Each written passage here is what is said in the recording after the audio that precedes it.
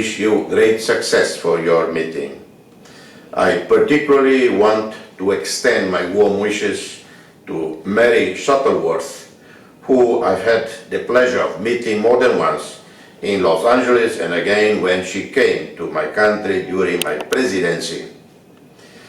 I cannot stress enough how important it is that young people such as yourselves are becoming advocates for peace, tolerance and human rights. Today's youth are going to help to shape the world of tomorrow. You are going to face serious challenges in the years to come. You will face rising racial and religious prejudice and violence and struggle with the effects of climate change. You will inherit the consequences of what has been at times a reckless disregard for both our fellow human beings and our environment. You will also inherit our achievements of the last century, including the establishment of new democracies, the human rights movement, and the adoption of the Universal Declaration of Human Rights. With these tools, you can become leaders of your communities, your schools, churches, and even your nation. My own country, Timor-Leste, is a new democracy less than 2 decades old. We are successfully addressing the challenges of extreme poverty, illiteracy, and public health illnesses. We are making important strides forward, and we are counting on our own youth to help make my country's dreams a reality.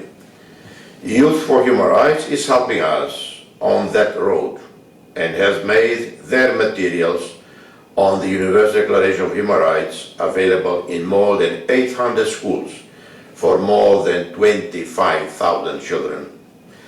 The people in this room, from the United States, Latin America, Africa, Asia, and Europe, will do the same in your own countries. Your passion for the principles enshrined in the Universal Declaration of Human Rights will help you and the people you touch bring a brighter day. The world is counting on you, and we have a faith in you. Thank you, and may God bestow on you His wisdom and love. I thank you.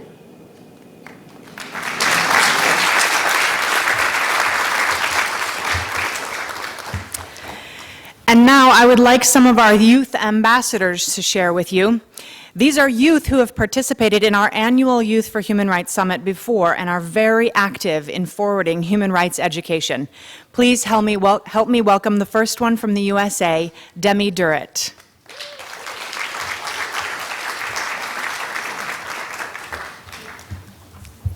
Excellencies, ladies and gentlemen, distinguished guests, my name is Demi Durrett. I'm from the United States of America, and it is my honor to be here today at the 16th Annual International Human Rights Summit. I attended last year's summit and left inspired and ready to enact some change. Since that time, Youth for Human Rights USA has reached new heights. This summer, we met with Pope Francis and were able to gift him a copy of What Are Human Rights, the booklet that you have in your packets right there.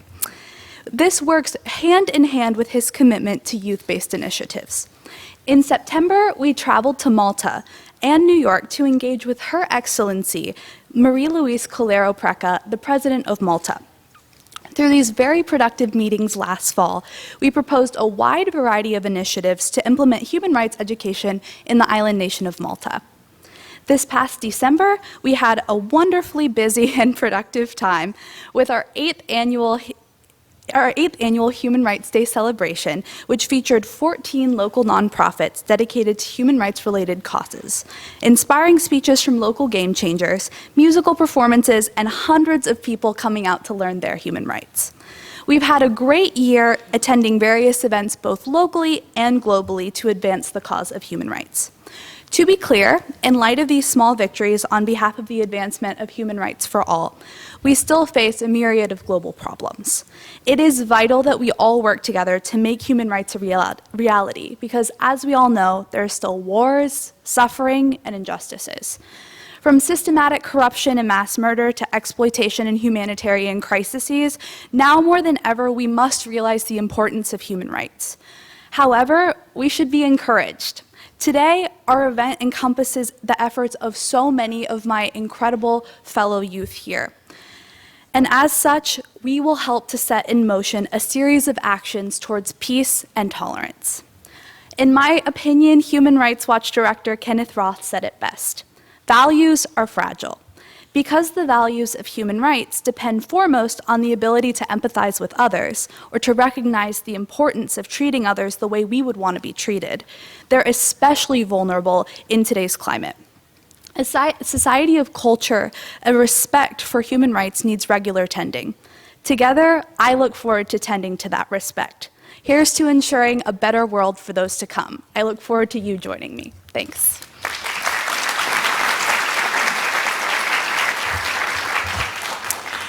And now from the Congo, please welcome Emamsi Mbosa.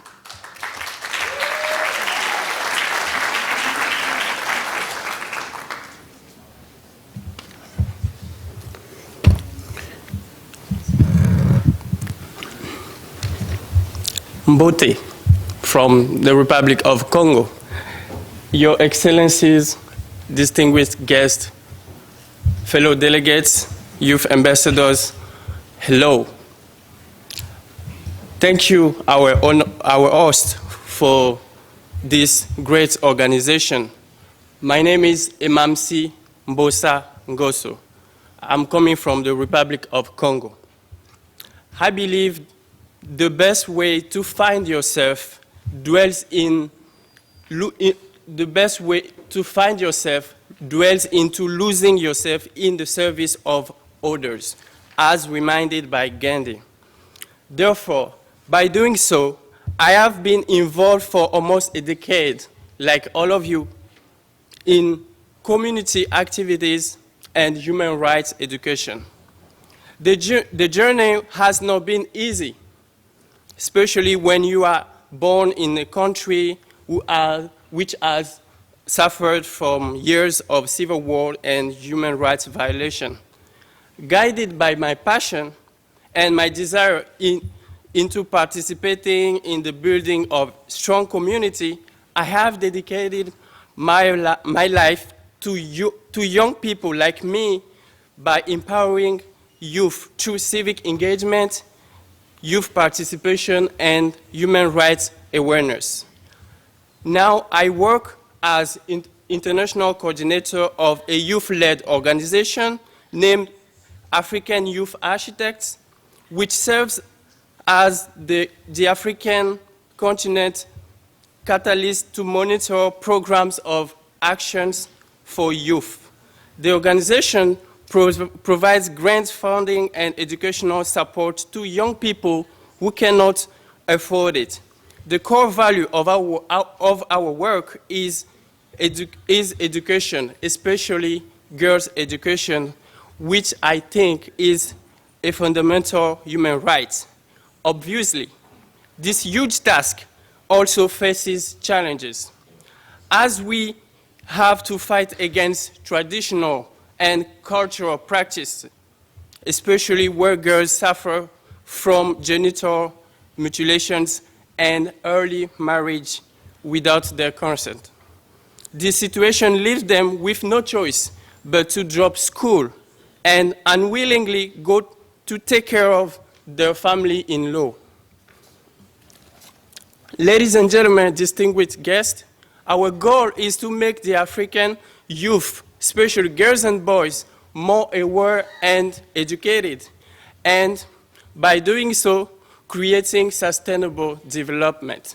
I believe, as Nelson Mandela, education is the most powerful weapon that we can use to change the world, because better access to education for all children in rural regions can considerably help improve people's conditions in the long terms. Indeed, education is the key of success, which, when implemented, helps countries to fight against poverty on the larger scale. Our group then provides support and assistance in terms of school materials, books, and human rights books. We organize leadership workshops in rural regions. This initiative is very effective because it helps young people to develop skills.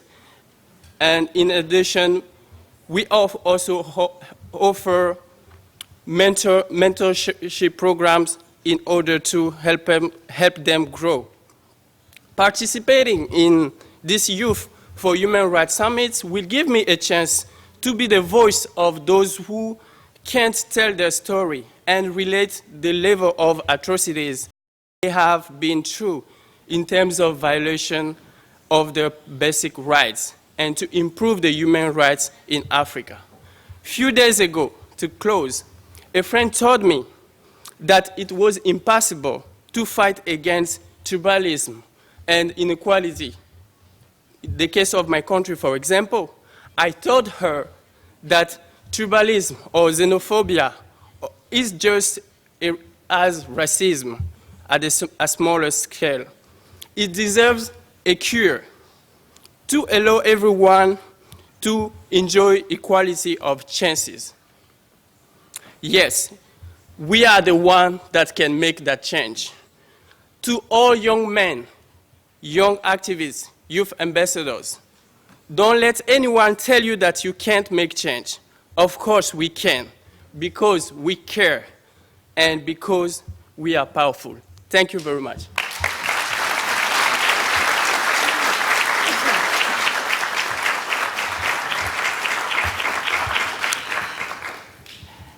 And now from Romania, please welcome Irina Dudka.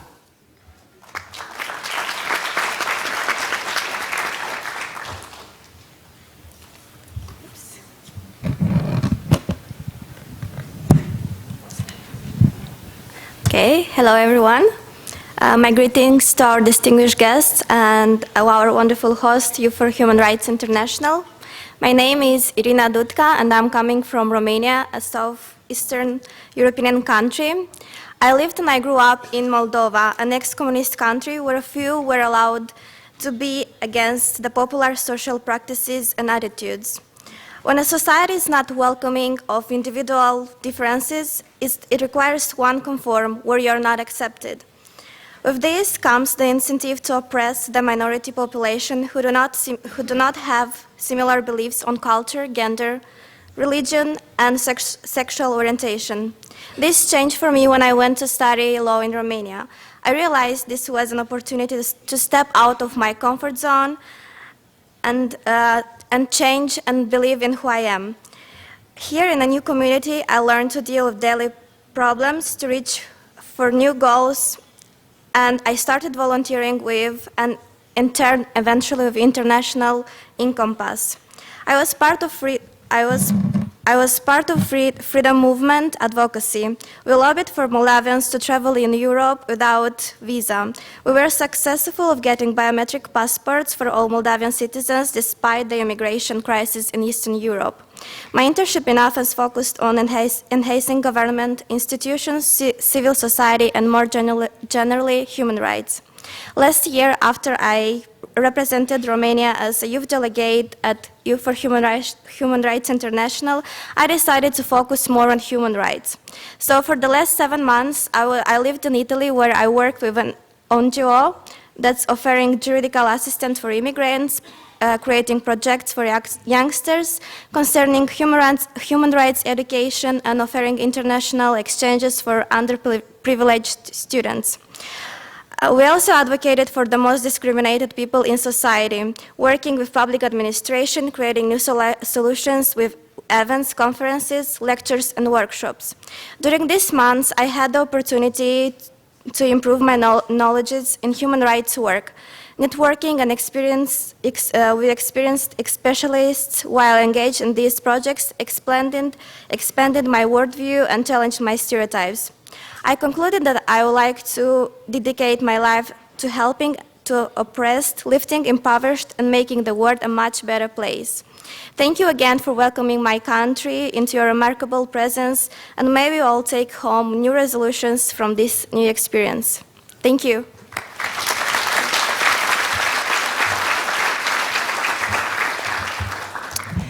And now from India, Deepika Deshwal.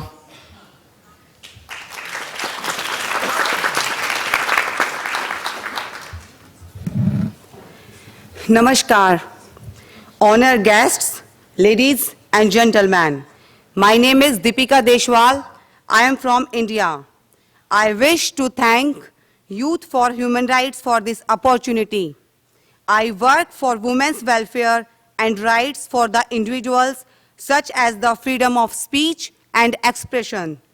It is my strong belief that every person should contribute their ideas and efforts for the welfare of the country and humanity. We need the voices of women and the elderly. We need to aggressively educate the world against female feticide. All voices matter. The challenges in getting people involved include people being afraid for their reputation, ignorance for their right, and the intense effort required in creating coordination between the authorities of different states. A nation at peace increases trade, culture exchange, understanding, and cooperation in all spheres. Women need to play a very important role in promoting and establishing peace, not just in their communities, but at a global level. Understanding peace can be narrated by a mother who lost her son in a war, or a wife who is still hoping that her husband will return. Women must play an equal role in our societies. I want every legal and social action which can safeguard or comfort the children and women who were gripped in the evils of trafficking. I crusade to empower and educate girls to come forward and participate in sports, to know their rights and how to report and resist stalkers and abusers. I was stalked and verbally abused by a man. I ensured that a man reached the highest authorities in India and Pakistan. He was made to surrender an unconditional apology. In India, also in India, there were 3 cases where 80 girls were harassed. I made sure the person was brought to justice. Those 80 girls were saved and taught their voice. After I was invited as a chief guest for women conferences across the nation.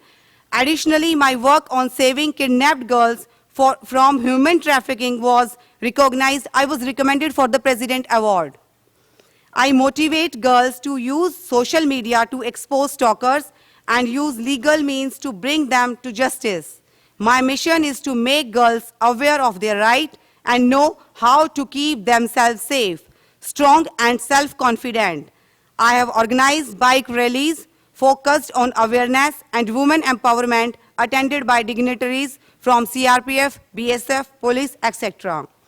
People still remain largely unaware of their rights. When we arrange seminar on human rights, people get more able, learned, and frequently stand for themselves and others. By educating, as does Youth for Human Rights International, we empower people. Education works. I have even given lectures in jails to prisoners to make them civilized human beings, able to lead a good life. In my life, serving the people of my country makes me feel good. I will do my best till my breath for society.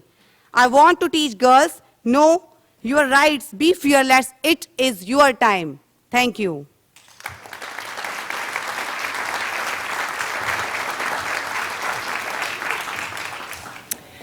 And finally, from Uganda, please welcome Hilary Seguya.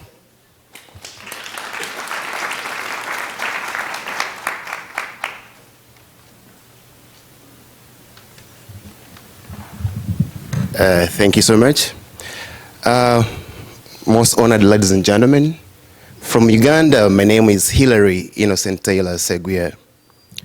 Working as a human rights noisemaker, I have grown up under a military dictatorship in a complex country, Uganda, that has the second youngest population in the world today. 55% below the age of 18 and 78% below the age of 30. These youthful demographics can be touted as advantageous to our continent and our country, granted quality education for all children, infrastructure development, peace and security.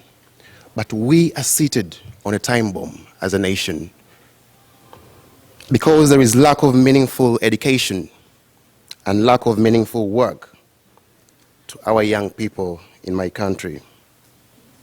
This is playing into a serious frustration that has turned into social unrest and is posing as a threat to our country, Uganda, and the continent at large. My human rights advocacy started years ago in 2013 when I was trained by the Commonwealth Secretariat in South Africa. And from there, I was also trained by the United Nations World Federation associations at the United Nations office at Geneva in Switzerland. I got a lot of experience at the UN Human Rights Council, and from that day, my dreams changed. I gave up my bachelor's degree in international business to challenge the status quo in my country that is characterized by youth unemployment, manipulation, youth tokenization, impunity, media censorship, arbitrary arrests, detentions without trials, the cancer of corruption, name it. I committed my life to creating human rights awareness to the young people in my country, Uganda. And over 10,000 young people have been trained about their inherent and inalienable rights as proclaimed in the Universal Declaration of Human Rights. I therefore encourage us as the generation of millennials to practice the words of Mahatma Gandhi. Be the change that you want to see in the world today. I also encourage us to always remember the words of Martin Luther King Jr. Our lives begin to end the day we become silent about things that matter. A lot of awareness, of course, needs to be done up country, where we have a proliferation of child marriages, teenage pregnancies, and child labor. My human rights journey has had several challenges, of course. To name but a few, they've called police on me. They've accused me of being used by the West to recruit young people to the LGBTQ community. And of course, in my country, we have the Anti-Homosexuality Act that was signed in 2014. The penalty is death and life imprisonment. So since being an activist in Uganda, currently under this tyranny or dictatorship we're living in, it leaves us with three options. One is death, two is jail, and three is exile. I've therefore tried to respect protocol to keep my life safe. And I encourage us also, as we are doing our work as human rights defenders, human rights educators, and human rights activists, to think about your safety, because it's imperative. Currently, I am at Harvard University doing my master's in international relations. I attended the Human Rights Summit last year at this same venue, and I was inspired, so I took on my advocacy to social media, because currently I'm living in Boston, to ensure that I also participate in different political talk shows, to inspire other young people, to learn from the conversations. At times, I engage in uncomfortable conversations to ensure that I learn different lessons. I also advocate for youth policies. I ensure that I open more youth mindsets, and also to ensure that I resiliently and courageously challenge tyranny back home. In conclusion, ladies and gentlemen, I encourage us to think about what Thomas Jefferson said. When injustice becomes law, resistance becomes duty. Therefore, as millennials, we have the power to rise up. We have the power to speak up. We have the power to act now and build an inclusive world that is free from racism, intolerance, anti-Semitism, misogyny, bigotry, xenophobia, homophobia, and Islamophobia. I thank you so much and happy Pride Month.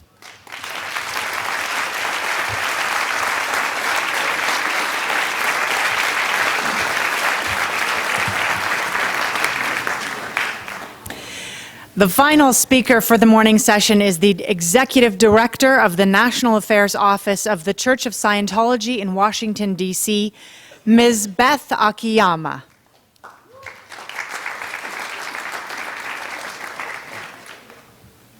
Thank you.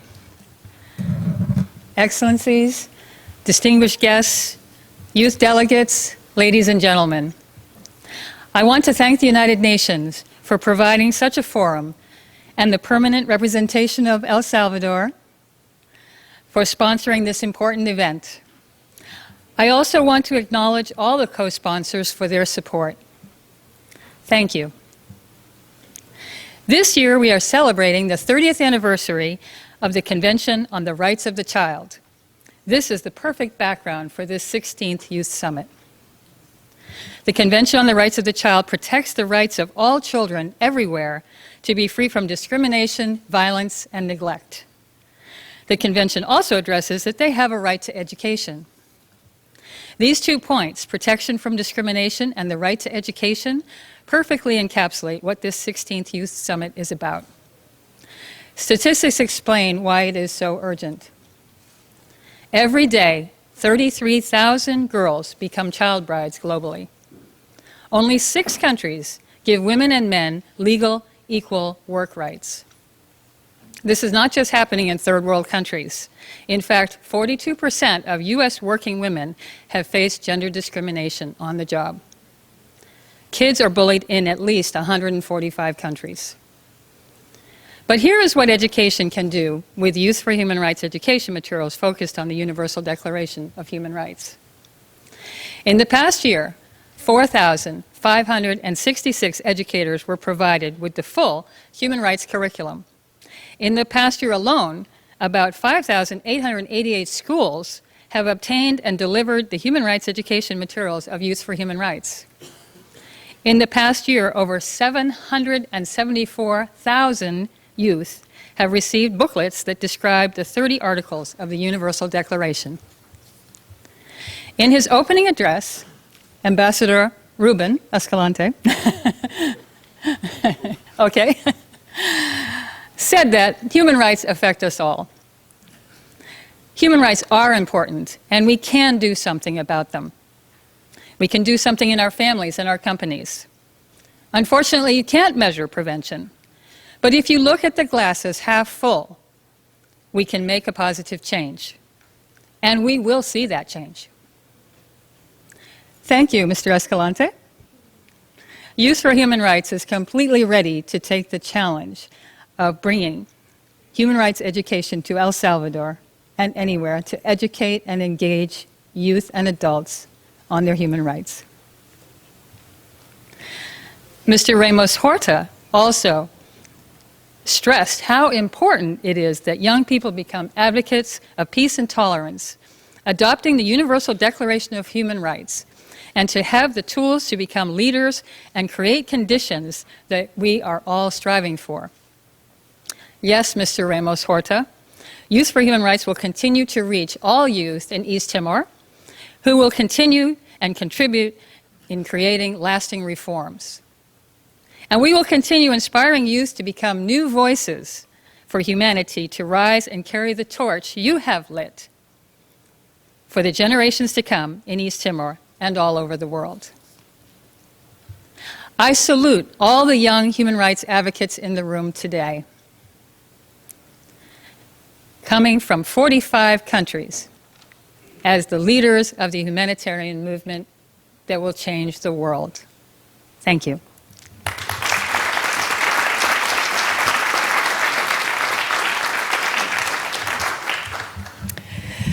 Okay, so to conclude the morning session, we're now going to take a gigantic group photo.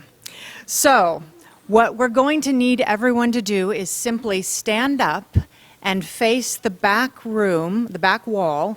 Right, push your chairs in and just stand where you are, facing the back wall. The youth delegates and his and her excellencies, could you please, the youth and you, please go to the back of the room, which will become the front of the room, all the way. Yes, so that you'll be in the front of the photo. And after that, we will break for lunch, and I will give you that timing as well. And the delegates, please stay in the room once we break for lunch momentarily. So please, if we could have everybody stand, and the youth and the UN ambassadors, please to go to the back of the room, and we'll do it. Up here. You see where it says Chinese? This Oh, this looks great. program Okay, that's in front just of if you. you look up towards the windows there. Okay, and do we have our... If everybody can grab this folder Rosemary? that I'm holding. Can you see me? If you don't all grab this folder, please, and hold it up as well.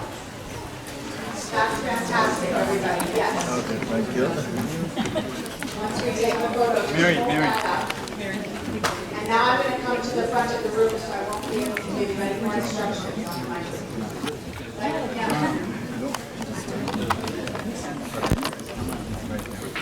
This looks amazing. Look at this Human Rights Army. Okay, so if everyone wants to, does everyone see there's should be two people there? Yeah. We have to communicate to them with telepathy. Okay. I can call Simon. Yeah, okay, Tracy, yeah. Call Simon. Here, why don't you give me your phone and I'll call Simon and then I can help him with the what's needed. Tracy's already doing one. Are you on the phone with Simon? I'm just calling them so we know if they're ready. Hello?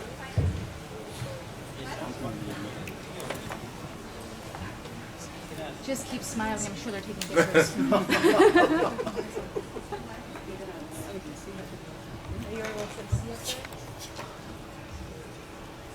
Okay, good.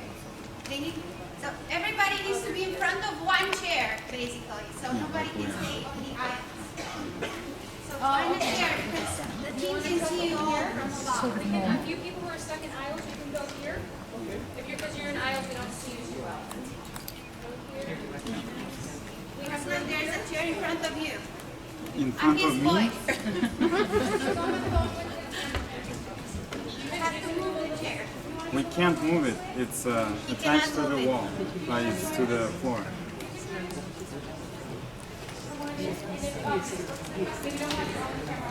So tell them to Photoshop it now. Look at here. Everyone inside, okay? Very nice. What a great crowd. Wow, now I have two phones. Okay, so now everybody, we are ready and we are going to start waving. We look above there. For 30 Are they seconds. waving the portfolio or their hands, Isabel? Action! Okay. Just wave with a hand. Wave your hands. Nice. Good. He's taking a video, just continue waving. This is Hollywood. Good. Continue until he says, Big smiles.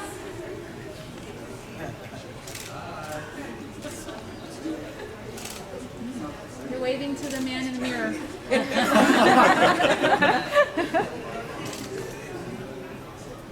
And thank you.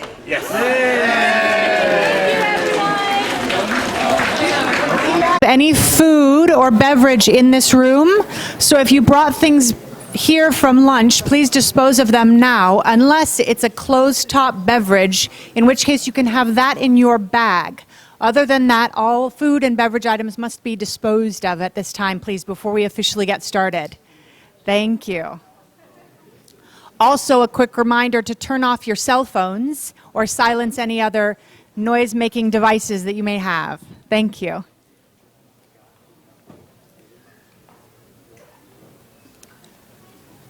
All right. Well, I guess I can just officially welcome us back then. Welcome back from lunch.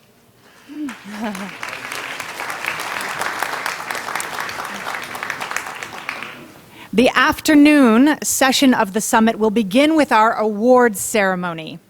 Since 2004, this is our annual award acknowledging heroes who care far beyond the boundaries of their own personal needs, and through their influences create the changes we need to build a more peaceful world.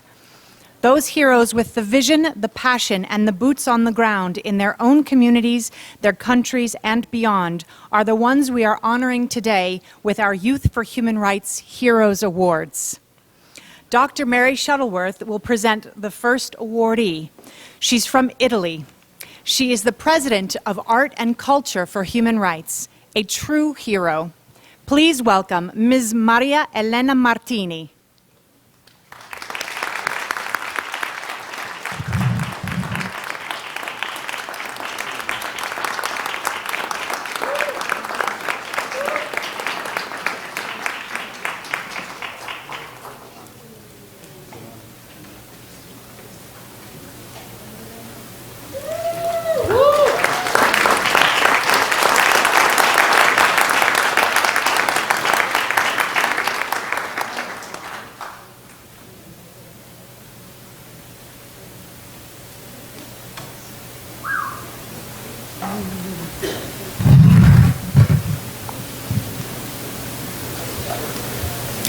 And now, Elena, please stay here with me while we recognize another hero.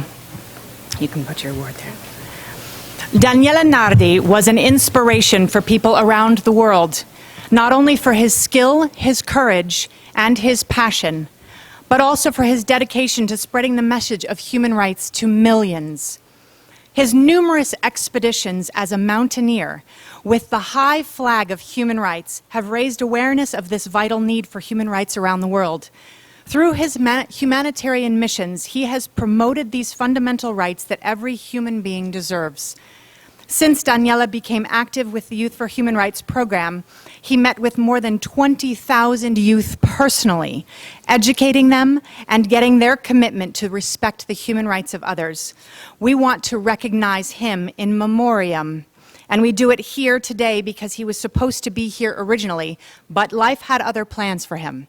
So we wanted to honor him with you, Elena, because they worked together for 10 years.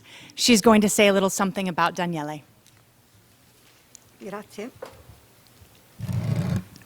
Grazie a tutti e sono veramente onorata di essere qui oggi a celebrare un grande amico dei diritti umani, Daniele Nardi. Daniele lo si chiamava il ragazzo di pianura che sfida i ghiacciai eterni, perché era un ragazzo che lui è nato in una città dove la montagna più alta è di 1500 metri e lui invece scalava le più alte vette del mondo. E quando lui scalava le montagne, per lui non era solo conquistare una montagna, ma portava sempre qualcosa di sé. E vi voglio citare delle sue parole. Dice: è vero che le montagne posseggono una sorta di energia e bellezza straordinaria, ma se non ci fossimo noi come esseri ad andare sulla montagna e a dare valore, non rimarrebbero che sassi e ghiacciai senz'anima. L'anima di quelle scalate siamo noi che possiamo raccontare una storia, così che anche l'alpinismo possa causare un cambiamento sostanziale a favore della pace. Lui era un ragazzo semplice, era con una personalità da leader, unita a quella discrezione che ti portava a considerarlo un amico di tutti i giorni. Con lui non ci si annoiava mai, era sempre in azione, era così sinceramente appassionato a quello che faceva che riusciva a coinvolgerti pienamente. Quello che mi ha colpito è la sua curiosità nei confronti della vita e della conoscenza. E quello che ci ha unito è lo stesso senso di responsabilità e desiderio di aiutare gli altri. E anche qui vi voglio citare una sua frase. Dice: ho sempre avuto a cuore le sorti e la crescita delle persone. Più dell'alpinismo, la crescita e il senso di responsabilità nei confronti dell'uomo muovono la mia vita. Questo era Daniele. Daniele è stato un... He was a real testimonial and ambassador for the human rights. And he shared the passion for youth for human rights. He had many projects, and with this project, he contributed to educate over 25,000 boys and girls for the human rights.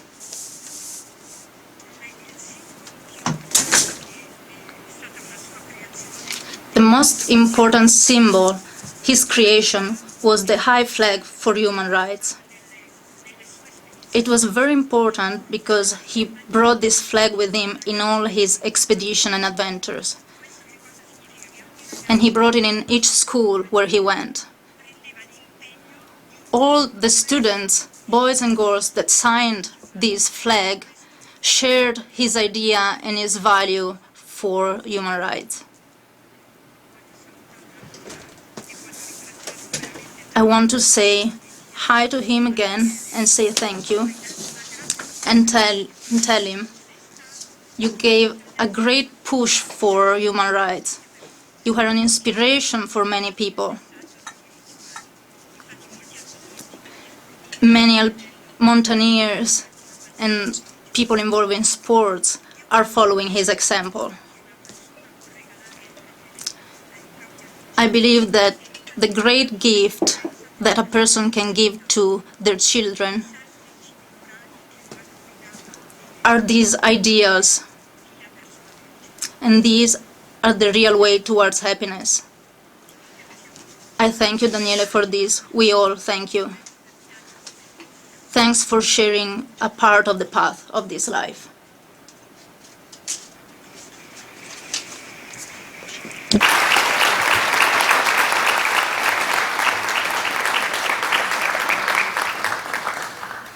Questo non è un addio, è un arrivederci per nuove avventure. Ciao Daniele.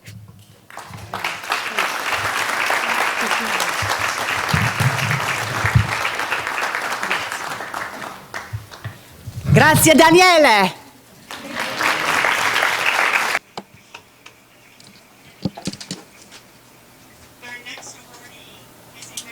Nuestro siguiente premiado es una actriz altamente premiada de India, también embajadora de Sudasia para Jóvenes por los Derechos Humanos, que ha llegado a 56 millones de personas en Sudasia con el mensaje de los derechos humanos.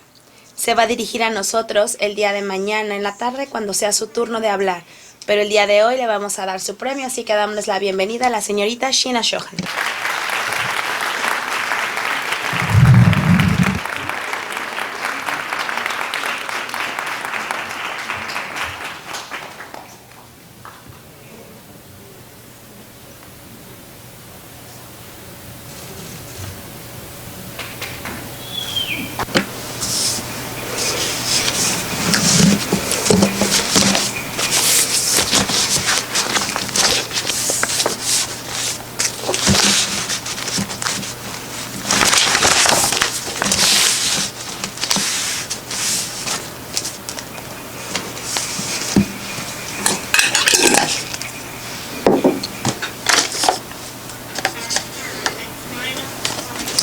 Nuestro tercer y último premiado para esta cumbre se describe a sí mismo como un educador entusiasta y hip hop.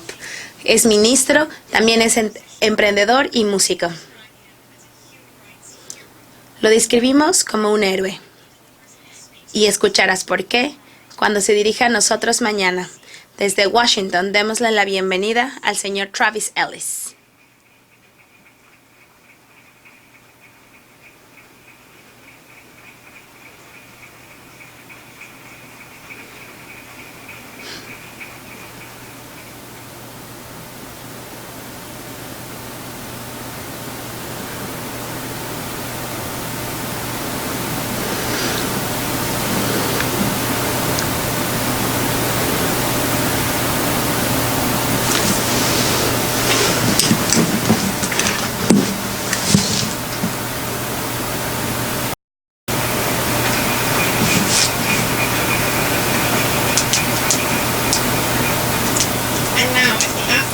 Ahora, para la parte de la tarde podrían pasar los oradores, por favor. El siguiente segmento se va a enfocar directamente en educación. Y mientras ellos se acercan, vamos a comenzar con un video, el derecho humano número 26. Now, Krista, make sure you stay with her the whole time. She's new to the country. This is her first day. This is a brand new country. It's a whole different culture. Gonna be okay. Now, make sure you stay with her the whole time. I'll be here right after school to pick you up. Okay, Mom. Okay, have fun. Bye-bye. Bye. Ignore my mom. She's so annoying. She's totally freaking out about this whole thing. She freaks out about everything. She always does that. Ugh. Ignore my mom. So, you ready for your first day in the wicked castle of doom? I mean, like, seriously, it's so boring. I don't know how they could put us through this, like, every single day. How many schools do you have in your village? None.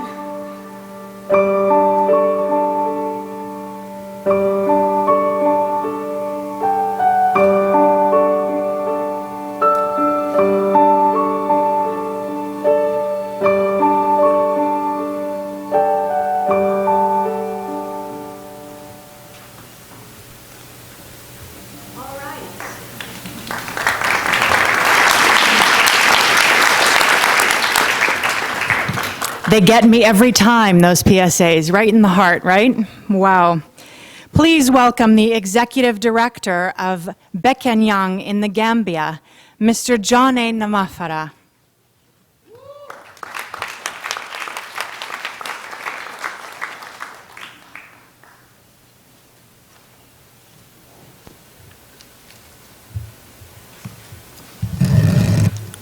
Your Excellencies, esteemed ladies and gentlemen, delegates, I greet you all in the name of Allah and I say Assalamu alaikum. I extend you warm greetings from the smiling coast of Africa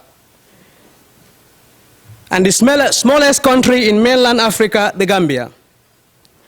I am indeed honored and humbled to have been given the opportunity by Youth for Human Rights International to address the 16th Annual International Human Rights Summit here at the UN, and to give a report about the work that we do back home in the Gambia.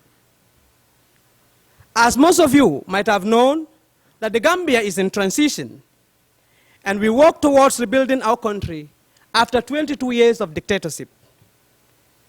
During former President Jammeh's regime in the Gambia, which ended with a humiliating defeat, after 22 years of dictatorship, we experienced gross human rights violations across the country. However, the country has just established a Truth, Reparation and Reconciliation Commission, TRRC, to investigate the past human rights violations and to reconcile the nation. In fact, so far, over 80 witnesses have testified before the Truth Commission, and their testimonies are unbelievable. I am happy to report that due to the success story of our organization in promoting human rights education in the country, our organization has been identified by the Truth Commission to work with its reconciliation unit to reconcile the nation. Ladies and gentlemen, since the change of government about 3 years ago, we have been engaging the government at the highest level to advocate for the establishment of a National Human Rights Commission. I am pleased to report that as I'm talking to you today, a National Human Rights Commission has been established in the Gambia. And commissioners have started their work in earnest.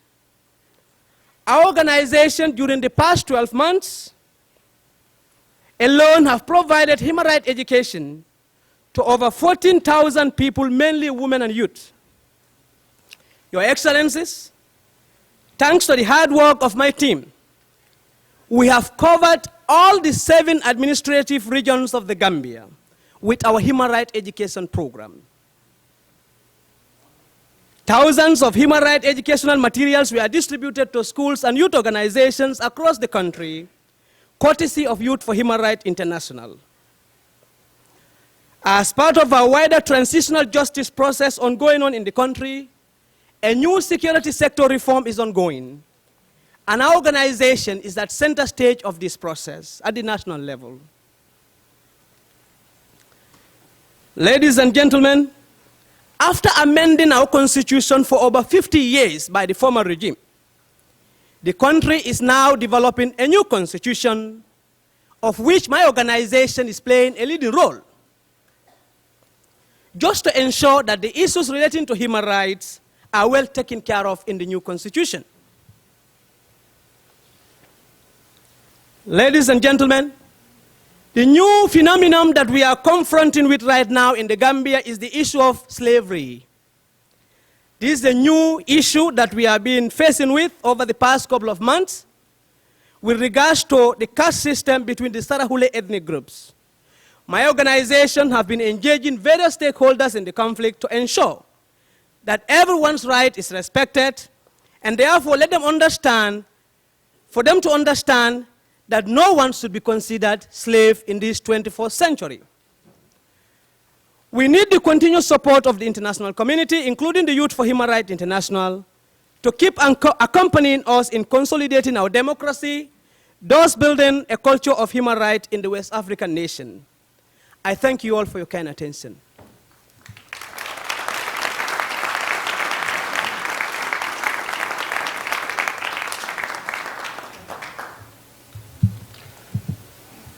Ladies and gentlemen, well, when Professor Mary has spoken and Excellencies Ambassador Ruben and my fellow West African brother has spoken, and for me to come back and speak there, it is either I am about to jump too high or drown too deep.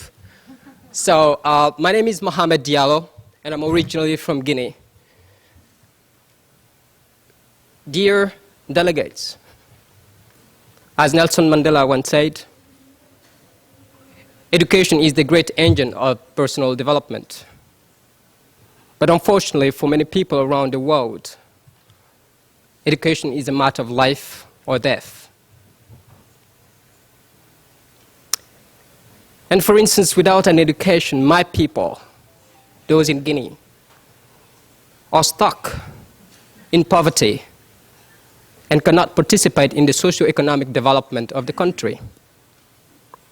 And that desperation leads them to leave in numbers the country and seek a better living condition, unfortunately, throughout the Mediterranean Sea, whereas we have seen for the past few years, more than 5,000 of my fellow African brothers and sisters have died. My job is to break that cycle and provide them with a better opportunity and alternative.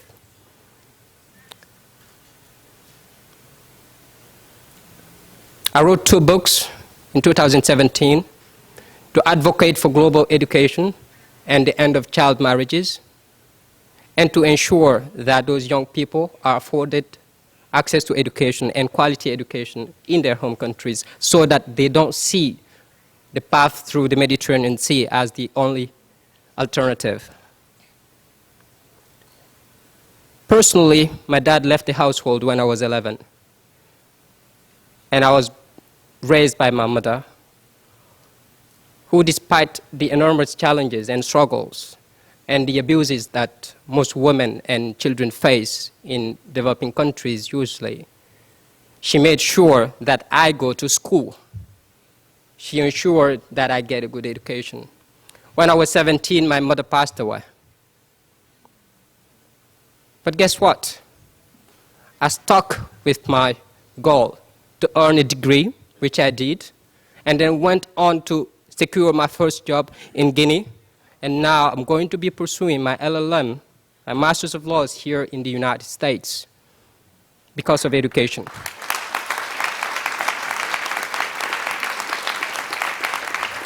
Thank you. Here's one thing that my parents always told me. Mohammed, we would like you to explore horizons we were not able to do. We want you to get the best education possible. And that is the passion that animates me today to come over here and share with my fellow young brothers and sisters from around the world, and I cannot thank you enough for giving me that opportunity.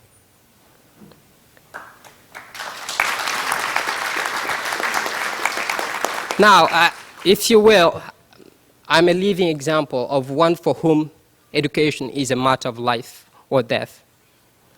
In the nutshell, it is through education that I, the son of a tradesman and a housewife, both of whom never set foot in, could stand before you and address this speech. It is to tell you that no matter who we are or where we are, we can make a difference. And one of the most effective ways to do that is to get involved and join social impact endeavors around the world from both the national and international levels. Now, before I close, though, I want to send a vibrant message to my president back home.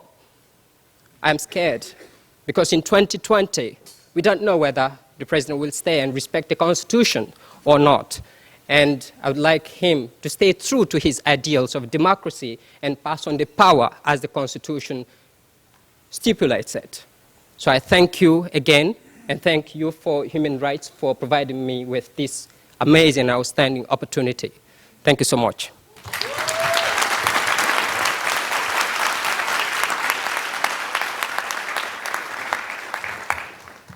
Incredible. And now, I would like to introduce you a special person from Italy. We have the former principal ballerina from La Scala Theatre and president of Pensare Oltre cultural movement. Here is a short video to introduce her.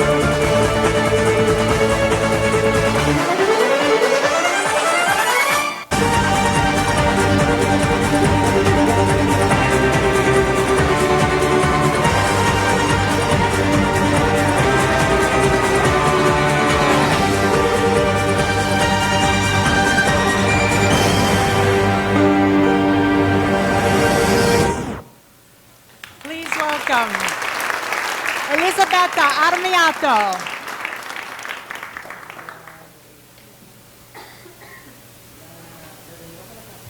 Good afternoon, everyone. Smaller but high quality. I would like to thank the organizer of the summit for the invitation to speak to you today, and I would like to acknowledge the tireless work of Youth for Human Rights at this time when it is so vital that human rights became a reality for everyone. I'm honored to speak for the right of education because education is at the heart of a child's development in becoming an adult. Through education, the experiences and accumulated knowledge of the centuries is handed down to the new generations to sustain and evolve cultures and civilization. To be successful, education must particularly stress literacy and mathematics because they make possible the transmissions of knowledge and that we can use to improve the lives of ourselves and others. But education is much more than teaching knowledge, as I have seen in my own experience. Starting in childhood, I have lived a life immersed in art since I first entered child to the Teatro alla Scala. This education, the education that I received there, made it possible for me to become a star principal dancer for more than 30 years. More importantly, my education and experience have given me a sense of beauty, which is at the center of my life, and the profound realization that is up to me to create the life that I wish to have. So when I consider the Article 26 of the Universal Declaration of Human Rights, I am drawn to the phrase, education shall be direct to the full development of human personality. To me, this means that education, starting early in life, must develop the imagination and creativity of all children, allowing them to dream of the future they wish to have, and teaching them that it is their responsibility and their right to create their own future and live as, not as a spectator, but as a protagonist. How do we accomplish that? How we can build an effective bridge between the adults and the child? Through the experience of beauty. And so I believe that arts education is a human right for every child on earth. It is for this purpose that the Pensare Oltre Foundation in Italy, of which I am president, is creating a new models of arts educations of young children, which we named Maestri d'Arte per l'Infanzia, which is in English is Masters of Art for Children. This program has already produced extraordinary results in its first 2 years of operation. Masters of Art is based on the model of the Renaissance Bottega. It's a workshop where master artists taught aspiring artists and all work together to improve their talents. In our program, accomplished artists shared their own passion and skills with children aged 4 and 5. As this happened, I have seen something quite remarkable occur. The artists and the children come together as a colleague in their appreciations of beauty.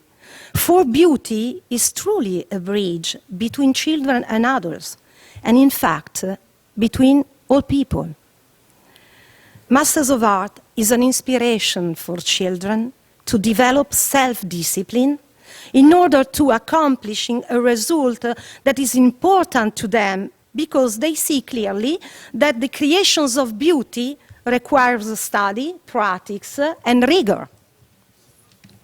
At the same time, the children also discover their own creative potential and imagination.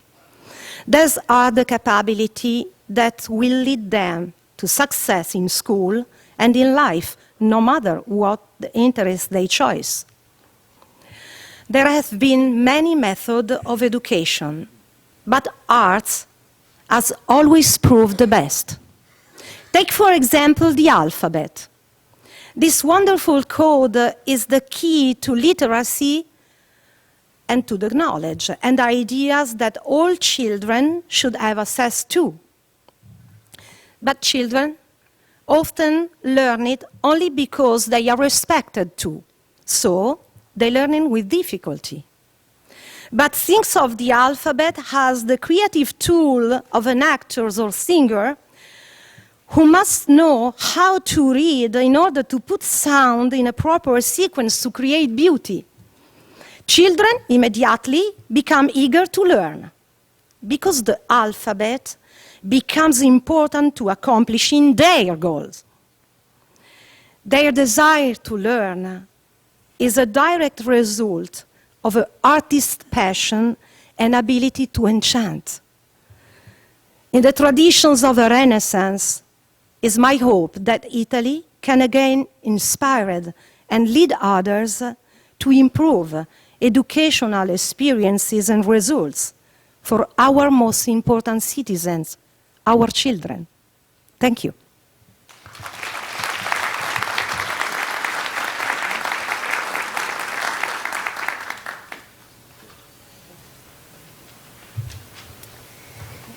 Good afternoon, Your Excellencies, most distinguished ladies and gentlemen, and members from Youth for Human Rights International. I am honored to be here. My name is Angelina Shevchenko, and I was born in a village in Crimea after the fall of the Soviet Union. At the age of 3, our family moved to Moscow for better education and an amazing network that showed me that all efforts contribute to the greater good of humankind. Here my mother repeated, "Whoever saves one life, save the world entire." Then I could not imagine what an amazing journey awaited and how far I could go. When I was 10, I visited my first orphanage. While many saw desperation, I saw hope and passion for life. My classmates and I organized our first Christmas play for the orphans. 3,000 children came to participate in the programs, plays, classes, and activities. Many children found sponsors for better schools. Some even found families. What started as a small act of kindness and love left a legacy of care for tomorrow's leaders, a program and a tradition that exists until this day. After graduation, I came to the United States. Acclimating to a new culture and language made social work difficult, but I continued working and volunteered with unprivileged children. Later, working with a child impact organization, I connected with a Nepalese young man. Biraj is intelligent but suffered a delayed education from lacking resources.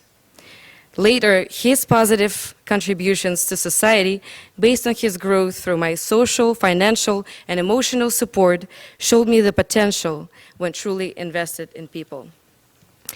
Many experiences allow me to see how impacting the individual positively affects an entire community. I am proud to be here with Youth for Human Rights and continue helping others. Thank you.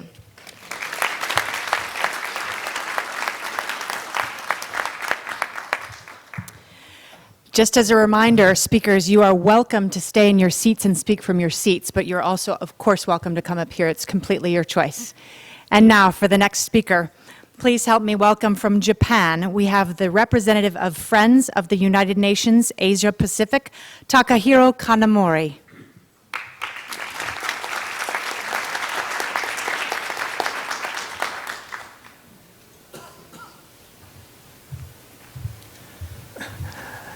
Good afternoon, everyone.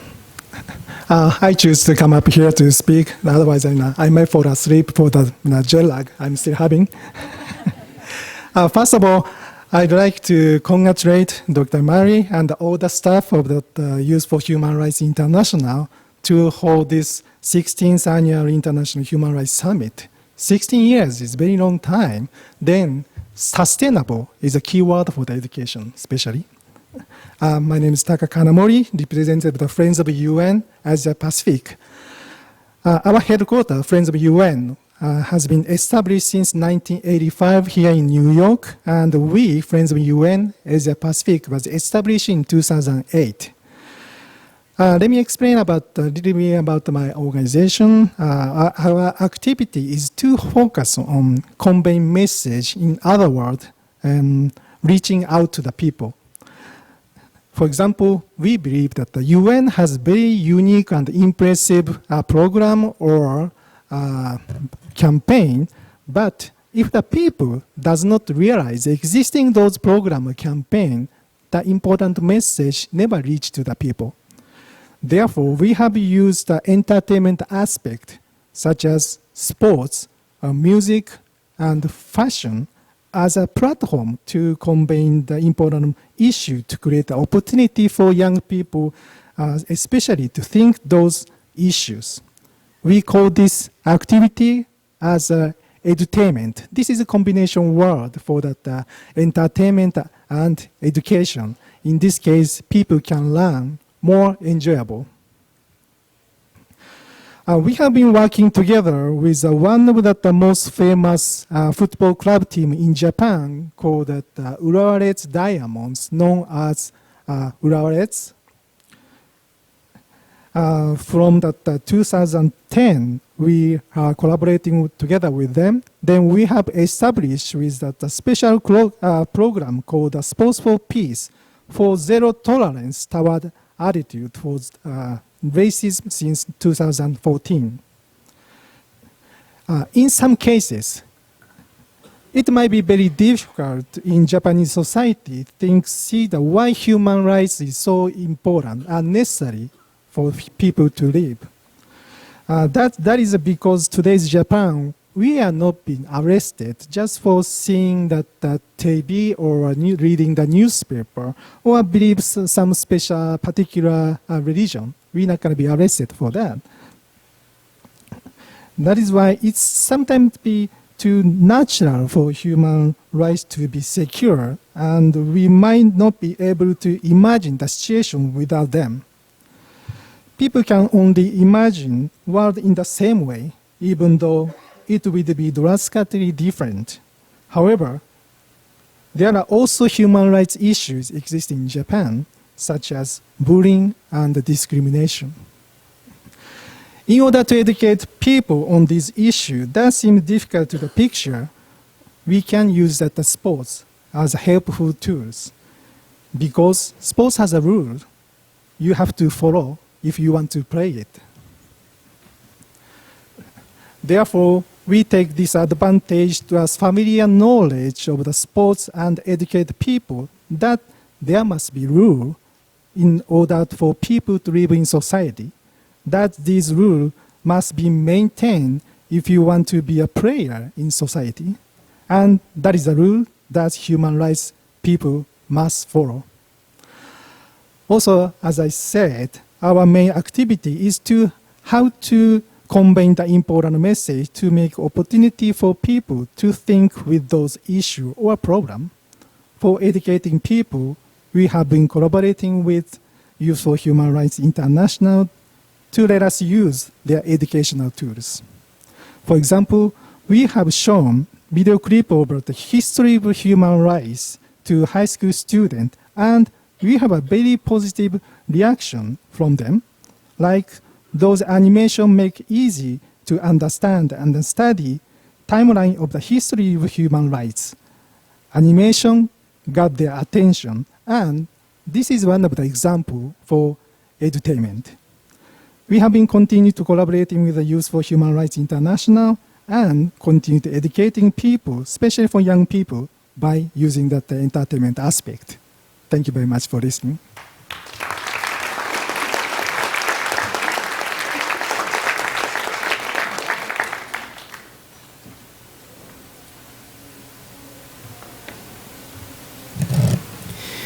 Your Excellencies, distinguished guests, and fellow youth ambassadors and delegates, my name is Stephen Anthony Singh. My country, Guyana, has grown to know me as a young man who initiated Youth for Human Rights International in Guyana, and as a young man who represents Guyana at the annual summit right here at the United Nations headquarters. This year will be my 4th year representing my country, and of this I'm truly proud. The International Human Rights Summit gave me the opportunity to bring human rights education to the people of Guyana. The implementation of the Guyana chapter didn't come into existence as smoothly as anticipated. The number of challenges was enormous. Nevertheless, the relentless nature with which we persevered ensured that YHRI Guyana became ratified and sanctioned by the government of Guyana via the Ministry of Education. With this great achievement, the volunteers of YHRI Guyana were able to venture into education facilities in Guyana, be in schools, both government and private, and were able to conduct fruitful discourses with students at all levels. Further, the University of Guyana and the American University of Peace Studies are tertiary education bodies in Guyana which favor the whole concept of education on human rights. Moreover, several local and international NGOs developed interest in YHRI and welcomed their materials with open arms. YHRI Guyana continues to operate under a collaborative effort. This has proven to produce desired results. The Guyana chapter was able to establish synergies and provided human rights education materials to reputable agencies in Guyana, some of which include a Canadian NGO called CUSO International, which is resident in Guyana, Young Pioneers, the Ministry of Education, and the Ministry of Social Protection, where I was the Gender Affairs Officer. We as the Guyana chapter believe that the full realization of human rights in our country requires for all Guyanese to be aware of their rights and the rights of others, and the means of ensuring their protection. This, I firmly believe, is the fundamental task of human rights education and the key task for YHRI Guyana. This form of education is what will build the knowledge, skills, and attitude which become the behavior that upholds human rights in Guyana and every other society. Given the complexity of Guyana's political atmosphere, YHRI Guyana has its share of bureaucratic challenges. These hurdles presented many setbacks and delays. Nonetheless, we have started to make great strides in Guyana with regards to human rights education. However, there are still many instances to human rights infractions in our country, but we've committed ourselves and will continue to persevere so as to ensure that the world's population is well educated on their basic human rights as is established in the Universal Declaration of Human Rights. As such, to every person present here, a heartfelt thanks to you for making a difference in the world with regards to human rights. Thank you very much.